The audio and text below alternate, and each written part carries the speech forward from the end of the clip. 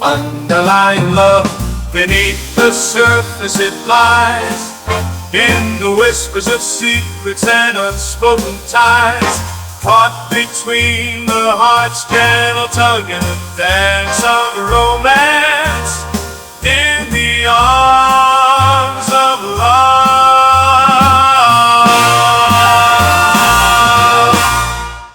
Underlying Love presents Worthington Stories. Today's episode features Danny O'Brien in Through Danny's Lens. Danny O'Brien adjusted his camera strap, his fingers itching to capture the perfect shot. As a senior at Worthington High School and the lead photographer for the school newspaper, he had developed a knack for being in the right place at the right time. Little did he know that this ordinary Saturday in the village of Worthington would prove to be anything but ordinary. The morning sun cast a golden glow over High Street as Danny made his way towards the village green. He had a full day planned, starting with the weekly farmers' market. As he approached, he noticed Postman McFoley engaged in what appeared to be a heated argument with a goat that had escaped from one of Mr. Hunter's enclosures located behind Bernie's pharmacy. Danny waved and said, "Good morning, Postman McFoley. Beautiful day in the village." However, Postman McFoley was too entangled with the goat. "Now see here, you billy-bearded menace," McFoley was saying, trying to protect his mailbag from the goat's inquisitive teeth. "These are official United States Postal Service documents, not your mid-morning snack." Danny couldn't believe his luck. He quickly raised his camera and snapped a series of shots, capturing McFoley's indignant expression and the goat's nonchalant munching on a corner of an envelope. He knew this would make a fantastic front-page story for the next edition of the school paper. As the morning progressed, Danny found himself drawn to the front of the St. John's Episcopal Church, located on the southeast quadrant of the village green, where a historical reenactment was taking place. He chuckled as he watched Mr. Thompson, his usually stern history teacher, dressed in full colonial garb, complete with a powdered wig that seemed to have a mind of its own. Just as Danny was about to take a photo, a gust of wind caught Mr. Thompson's wig, sending it sailing through the air. Without missing a beat, Mr. Thompson sprinted after it, his colonial coat flapping behind him. Danny's camera clicked rapidly, capturing the entire sequence of events, from the wig's takeoff to its eventual landing in the branches of a nearby tree. "Mr. O'Brien," Mr. Thompson called out, his face red with exertion and embarrassment. "I trust those photos won't find their way into the school paper?" Danny grinned mischievously. "Of course not, Mr. Thompson. They'll be saved for the yearbook instead." As lunchtime approached, Danny decided to grab a bite at the New England Inn. He had barely sat down when he heard a commotion from the kitchen. Curiosity piqued. He made his way towards the sound, camera at the ready. He pushed open the kitchen door to find Chef Giovanni, known for his hot temper as much as his hot dishes, in a standoff with what appeared to be a very large, very angry chicken. "How did you get in here, you overgrown feather duster?" Chef Giovanni yelled, brandishing a wooden spoon like a sword.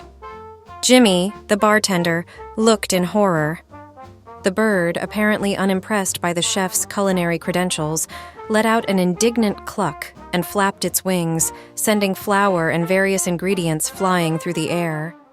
Danny, trying to stifle his laughter, began snapping photos of the flour-covered chef and his avian adversary.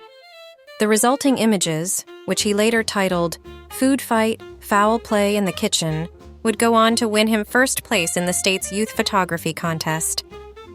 After the excitement at the inn, Danny decided to head to Worthington High School. The drama club was rehearsing for their spring musical, and he had promised to take some promotional shots. As he entered the auditorium, he was greeted by a scene of utter chaos. The lead actress, Sarah Johnson, was swinging back and forth and belting out, "We're in the money," from 42nd Street. Below her, the stage crew was frantically trying to figure out how to get her down, while the drama teacher, Ms. Peterson, was shouting directions that no one seemed to be following. Danny's camera went into overdrive, capturing Sarah's surprisingly graceful aerial performance, the panicked expressions of the stage crew, and Miss Peterson's increasingly frantic gesticulations. Just as he thought things couldn't get any more interesting, the school mascot, the Cardinal, burst onto the stage. In an attempt to help, the Worthington Cardinal began flapping his oversized wings, creating a gust that sent sheet music flying everywhere and caused Sarah to swing even more wildly. The resulting photo series, which Danny later dubbed Worthington Cardinal Stars in the musical, the Gravity-Defying Edition, became legendary in the halls of Worthington High. As the day drew to a close, Danny made his way to the Olentangy River for what he hoped would be a peaceful sunset shoot. He set up his tripod and waited for the perfect moment when the sun's rays would paint the sky in vibrant hues. Just as he was about to press the shutter, he heard a splash and a yelp. Turning his camera, he saw Mr. McFoley, still in his postal uniform, flailing in the river. Apparently, the postman had been chased to the riverbank by the same goat from that morning and had lost his footing. As McFoley sputtered and splashed, the goat stood on the bank, looking incredibly pleased with itself. Danny's camera clicked away, capturing the soaked postman, the smug goat, and the beautiful sunset in the background. Later that week, as Danny developed and reviewed the previous week's photos in the high school darkroom, he couldn't help but marvel at the unexpected adventures he'd documented. From flying wigs to airborne actresses, from kitchen-invading swans to river-dunked postmen, it had been a day full of surprises. As he selected the best shots for the school paper, Danny reflected on how his camera allowed him to see the village of Worthington in a unique way. Behind the quaint facades and historic buildings, there was always something exciting, hilarious, or just plain weird happening, if you knew where to look. After the photos were published in the high school newspaper, Danny walked into Worthington High. He was greeted by a crowd of students gathered around the bulletin board, where someone had posted some of his photos cut from the newspaper. Danny, these are amazing. His friend Jake exclaimed, pointing at the picture of Mr. Thompson chasing his runaway wig. Sarah Johnson, now safely back on solid ground, blushed as she saw the photos of her airborne performance. Oh my gosh, Danny, I can't believe you caught that on camera.